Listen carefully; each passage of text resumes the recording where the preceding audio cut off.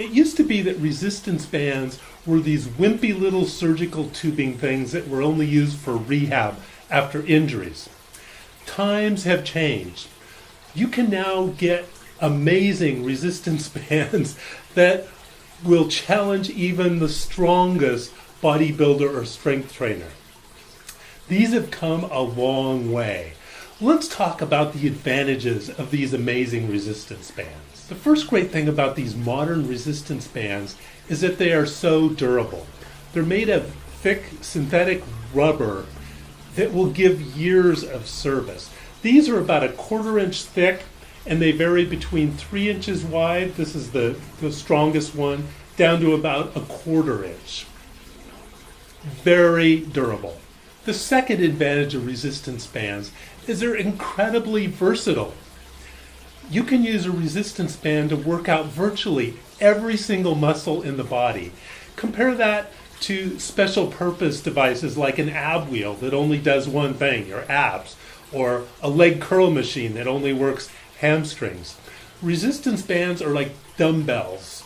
You can use them for every single muscle in the body. Third, they're easy to store. You can fold these up and even fit them in carry-on luggage on an airplane. They're that small. Even this powerful one is this small. Compare that to something like a common bench press setup that takes up an entire room. I don't have that kind of space to dedicate to workout equipment because my room is my study, is the spare bedroom. So it is very easy to store and put away when you're done. I already hinted at the fourth advantage of these resistance bands. They're easy to transport. Even when I do my multi-week bike treks where I'm only allowed one backpack for luggage, I take 2 of these resistance bands with me along with my suspension trainer so I can do complete full body workouts after the biking is done. Easy to transport. The fifth benefit of these resistance bands is one that most people do not think about. But when you're doing a dumbbell workout, you're doing a press, you can't do any more. What option do you have? If you have a spotter, your spotter can help you. But if you don't have a spotter, you have to set it down, grab a lighter dumbbell to do a drop if you want to get more reps in. The advantage of the resistance band is its force depends on how much it's stretched. So for example, if you're doing an overhead press, right here, that feels like about 30 pounds. If I go up to there, that's about 50 pounds.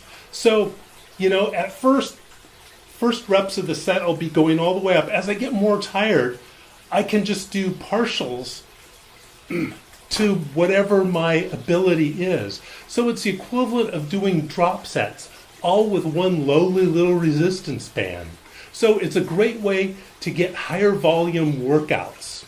So when I'm traveling, it's very easy to do things like push-ups and pull-ups, and that gets the big muscles in my upper body, pecs, lats, biceps, triceps.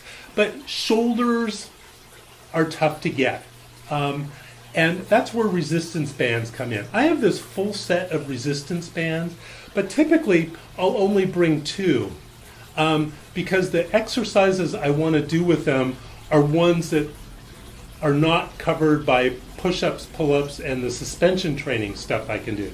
So typically, I'll just bring 2. I'll bring the purple and the green. These are color-coded by their resistance. Now, if you want to know where to get these, a lot of companies make these. The trick is get the thick band type, not the surgical tubing. You want they look like straps like this. These are wad fitters. They've worked great. I like them. If you want to see the ones I got, click on this link here and scroll down to the point where it lists the different colors and the weight ranges for each of those. And those are the ones I have. They work great.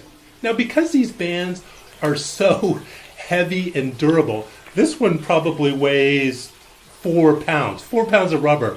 That costs a lot.